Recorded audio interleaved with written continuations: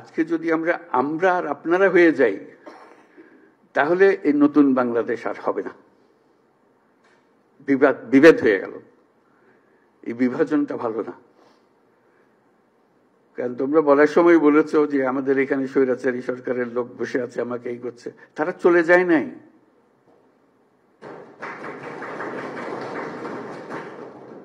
তোমরা বলছো যে তার সরকারে আছে, আমি বলছি তোমার গ্রামেও আছে। শুধু সরকারকে দেখি আমি চলে গেলাম, ওই সরকারে আছে, তারা কিছু করতে পারতেছে না। তোমার গ্রামে আছে, তুমি কিছু করতে পারতেছো? তুমি তো দুঃখ করতে এসছো আজকে। কাজে সেই তেজ আসতে হবে না, এদেরকে জায়গা দেবো না আমরা কোথাও।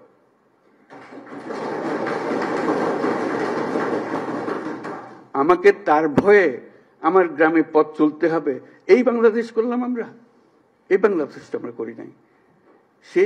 সে তার সমস্ত স্বভাব পরিবর্তন করে আমাদের সবার সঙ্গে মিশে যাবে, এটা হবে।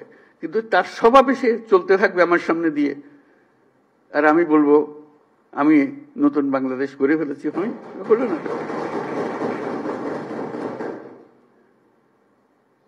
কাজে তাদেরকে জয় করতে হবে, তাদেরকে সোজা রাস্তায় আনতে হবে, যে এইভাবে চলো, দেশ চলতে হলে এইভাবে করতে হবে। মারপিট করে এটা হবে না। যদি বল তার সে আমারে পিটবে, আমি পিটবো, এটা এই পিটাপিটির শেষ কোনোদিন হবে না। তাদেরকে বোঝাতে হবে তোমাদের রাস্তা ভুল, যা করেছো মাপ চাও। তোমরা বিচারের কথা বলেছো অনেক সময়, বিচার তো হবে, বিচারের কাজ সরকারের দায়িত্ব বিচার করা। এবং তোমরা তাৎক্ষণিক বিচার চেয়েছো, এখানে অনেকে তাৎক্ষণিক এক্ষুনি বিচার চাই। বিচারের মুশকিল হলো যে তাৎক্ষণিক হয় না এই জিনিস, কারণ তাৎক্ষণিক হতে হলে অবিচার হয়ে যায়। বিচারের মূল জিনিসটা হলো এটা সুবিচার হতে হবে।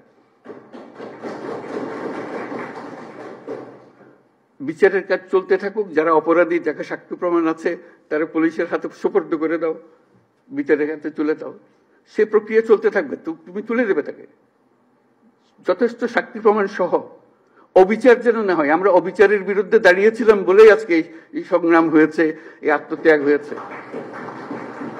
আর আমরা যদি অবিচারে নেমে যাই, তাহলে তাদের আর আমাদের তফাৎ হলো কি? আমরা অবিচারে নামবো না। আমরা যাদের অপরাধী তাদেরকে পুলিশের হাতে, আইনের হাতে সুপর্দ করব। আর যারা অপরাধী নয়, যে পুলিশের হাতে দেওয়ার মতো নাই, তাদেরকে মানুষ করব। যে ভাই, এই দেশ আমরা একসঙ্গে করি, যেই দেশের স্বপ্ন আমরা দেখতেছি, তোমরাই স্বপ্ন দেখে। তো এই দেশ আমার একার না, তোমারও এই দেশ। তোমাকে আমরা দেশ থেকে বাইর করার কথা বলতেছি না। তুমি এই দেশের সন্তান, আমি এই দেশের সন্তান। তুমি আমার বহু কষ্ট দিছো, আমি তো অনেক কষ্ট দেবো না। আমরা একযোগে যত তাড়াতাড়ি পারি এটা একটা সুন্দর দেশ বানাবো।